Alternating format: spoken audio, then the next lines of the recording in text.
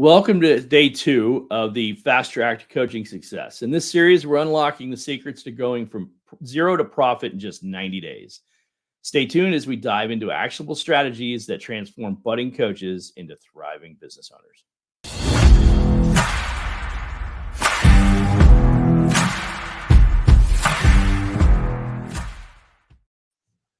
Well, Eric, I'm excited to continue on in this series all about developing that profitable coaching business in just 90 days, something that you have done and helped others do. So excited to get some more tips from you. Let's go ahead and dive into kind of the next set of tips you have for aspiring coaches.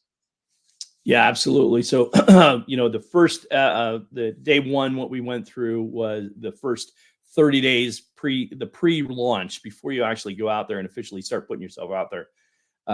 Now we're going to talk about the first 30 days in the role.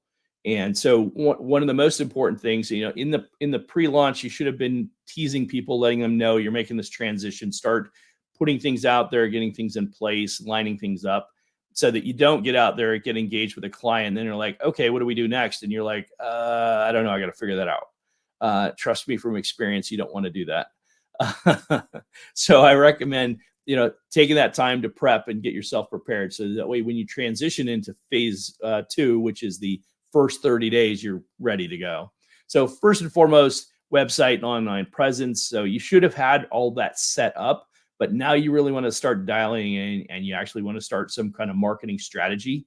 What I would recommend in the beginning to keep costs down, use your social media, leverage your social media to test your marketing messaging, and let people know what you do. Share a lot of information in the beginning as you're a little bit more of a content creator. So be comfortable with the idea that you're going to be constantly sharing information for free, right? To engage people, get them excited about what you're capable of doing for them. And then as you begin to share that information, what you want to do is you want to aggregate that and put that on your website. So get it in your social media, get it on your website, push it out there, get people to go to your website as much as you can, drive people there to get more information. It's not a bad idea to put some digital tools on your website. It could be a calculator that people use to manage your marketing budget. It could be, a number of different tools like that would be valuable. Those things are going to be drive more people to your website and create more exposure. You want to talk about marketing and promotion, implement your marketing strategy, focus on both online and offline channels. So you'll likely find, depending on how confident and capable you are in a face-to-face environment, going to a networking event, putting yourself out there, sharing what you do. If you have a background where you're comfortable in that space, you're going to thrive there and you're going to find clients fairly quickly. I know that my first couple of clients probably took me the very first client I actually fell into, quite honestly, and then COVID hit. So a little bit of a unique scenario there. But as soon as I got out and started doing networking on a consistent basis, people were, hey, how do I learn more? How can I work with you? And that started opening opportunities for me pretty quickly. And then as I found referral partners to partner with, and when it came to marketing, those referral partners would learn what I was doing and how I engage with clients. And I would find referral partners who do the same, work with the same kind of client base.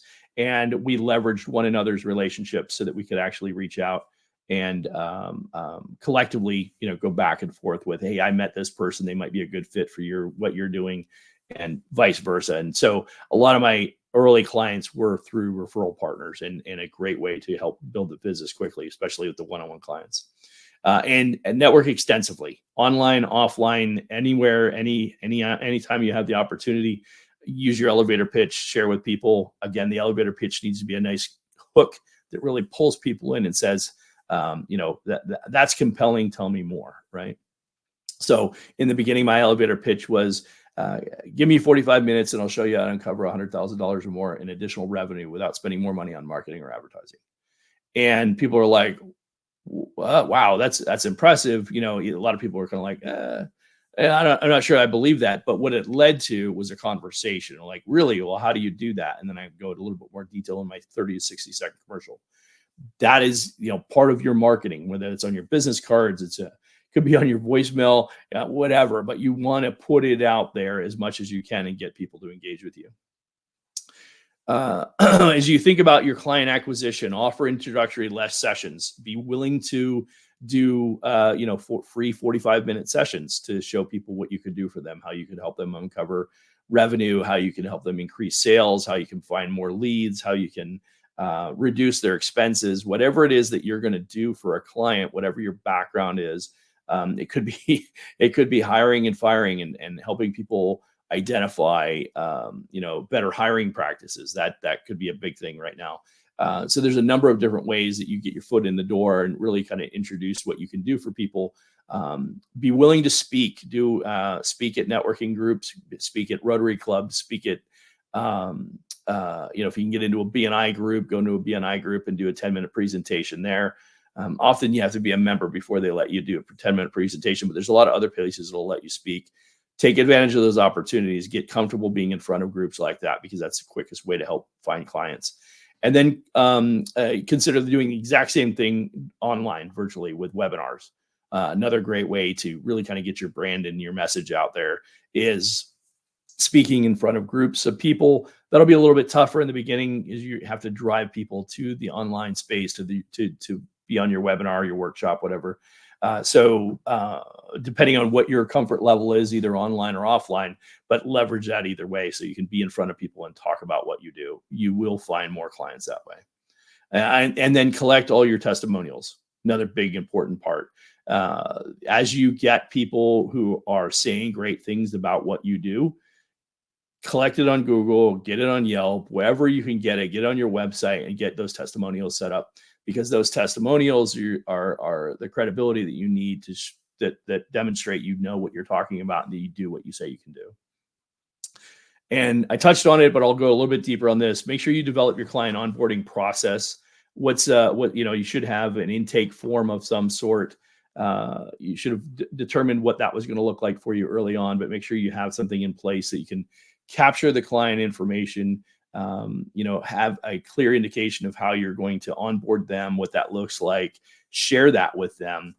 You should probably have an email follow-up that introduces them, welcomes them, shows them what the next steps are going to look like, helps them identify and get an idea what the experience is going to be like working with you, get them scheduled for their first few calls, whatever that looks like, but clearly identify what you want that to look like and have that outlined.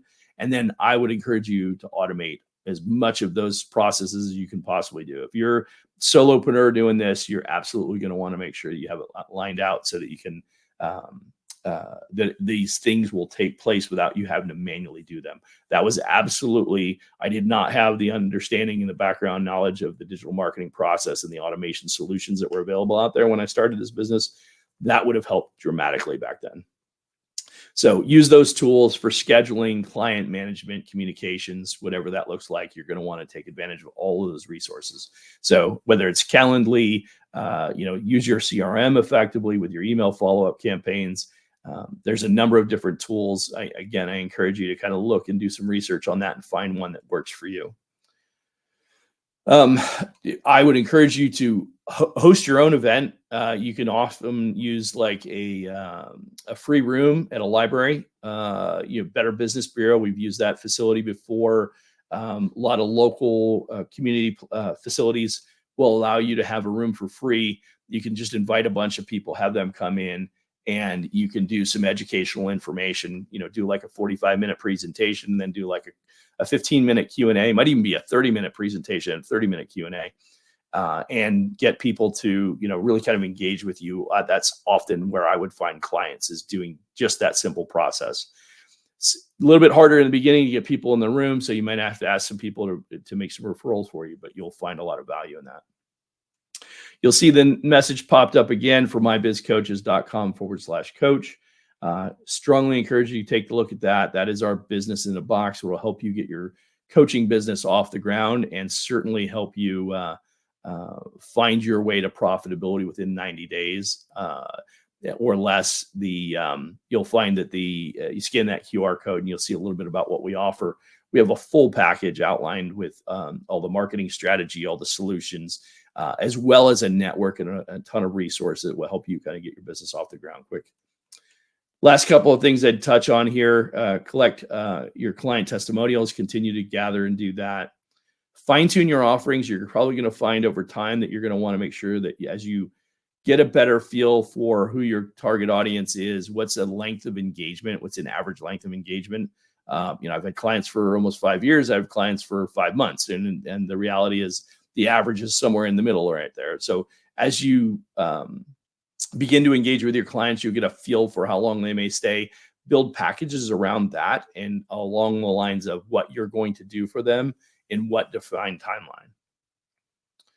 Introduce a referral program. That's a great thing to do in the first 30 days, help you get more clients, and make sure that you're continuing to review and adjust your marketing strategy. If you recognize that your messages on social media, your content out there is not landing, first and foremost, make sure you're engaging. If somebody comments on your stuff on social media, you should be responding to those comments, because if they took the time to comment it, you should take the time to respond to them, and that'll help build that relationship. A lot of business created for us through LinkedIn. People comment on my different posts, my content, and when I engage with them, that creates opportunity to build a relationship, and that's created a number of partnerships and other opportunities for us. And then now you're 30 days in, make sure you're taking an eye on your financial management. Don't buy software you don't need. Don't buy solutions you don't need. Don't invest in things that you don't need. You won't need a lot of the stuff. That's why I said I encourage you to take a look at the program we have, because it will help you identify exactly what you need right now, and then what you can budget for later on, when it makes sense. But I think that's pretty much everything I have for this section today. Consider, like I said, partnering up with somebody who's maybe in the space that you want to be in. That's certainly an opportunity. And consider, as you're building your business, look for what I believe would be great partners, what you believe would be great partners for you. I believe that's a phenomenal resource. And as you build those relationships, you'll find more people that will benefit from your solutions. As always, great tips and advice, Eric. Thanks so much. If you don't already subscribe to the channel, be sure to do so. Certainly, you don't want to miss the next part in this series, but also other great videos that Eric puts out on the topic of business coaching. Whether you've been doing it for 5 years or 5 minutes, you'll get something out of the weekly episode. So be sure to subscribe and follow Eric on LinkedIn and social media. So as always, thanks, Eric. Thanks, David.